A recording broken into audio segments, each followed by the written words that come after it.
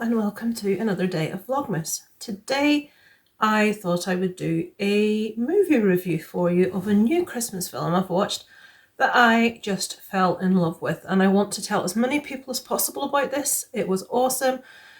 Warning, it is Portuguese, so if you have an issue with subtitles, maybe not for you, but I would thoroughly encourage you to watch this. The movie is called Just Another Christmas. It's on Netflix at the moment and it stars, I think, Leandro Hassan. If I got that name wrong, I apologise. I'm recording on my phone. All the information is on my phone. This to me is like a modern day Christmas Carol. And we all know how I feel about a Christmas Carol. Now let me give you a rough idea. This movie is about a man who shares Christmas Day with his birthday, and he has never liked Christmas because, as any December birthday person will tell you, a lot of people put your birthday into the same bracket as Christmas, or you get one present for both, or you miss out all year round and then your birthday comes when everyone's excited about Christmas, or people see your birthday as like, oh God, it's that person's birthday, I'm busy buying stuff for Christmas.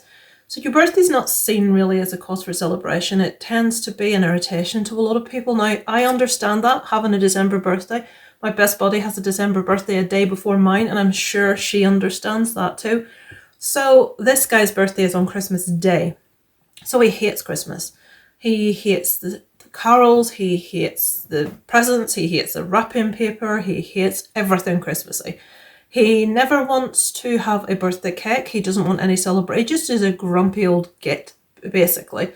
So he grows up and then he meets a lady and he gets married and he has kids of his own. And he starts to celebrate Christmas again for the kids' sake. But he doesn't want to have any birthday celebration because he's still got a bone of contention. I'm not giving spoilers here, folks. This is just a very brief sort of idea to see if you want to watch it or not. So the premise of this story is very much like a cross between A Christmas Carol and Groundhog Day. This guy wakes up on Christmas Day every year. He doesn't wake up living the same day, is what I initially thought when I was watching the movie. He wakes up, it's Christmas 2010. He wakes up the next morning, it's Christmas 2011. It's Christmas 2012. So he's living the equivalent of 10 years in 10 days. And every day he wakes up, to him, yesterday was Christmas Day, and he doesn't remember any of the previous year. It's like there's another, his name is Jorge, it's like there's another Jorge that lives those 355 days, and then he comes along and lives that one day, and that's all he remembers. And he gets to see how he changes, he gets to see, obviously, his appearance, and things about his life that's changed, and that very sort of condensed view of several Christmases and how his life changes teach him a few lessons. This did not feel overly sentimental. I cried. I will admit I cried more than once, but it didn't feel like it was just like, oh God, look, they're doing this for the tears sort of thing. But it felt authentic. It felt, again, I've said this before, I feel Asian movies are fantastic at creating a sinister atmosphere for horrors that we in the UK and in America just can't replicate the same way. And in the same way, Spanish, Portuguese, those kind of movies, they seem to be able to create this air of just authenticness, of warmth, of compassion, of sweetness without being syrupy sweet like we see in a lot of Christmas movies. I'll mention things like Life is Beautiful.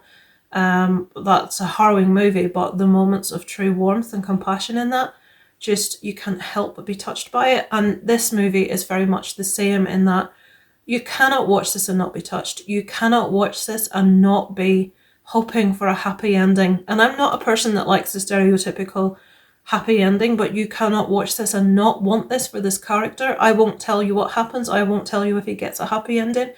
But this movie just reminded me so much of A Christmas Carol. It also, as I say, reminded me a bit of Groundhog Day.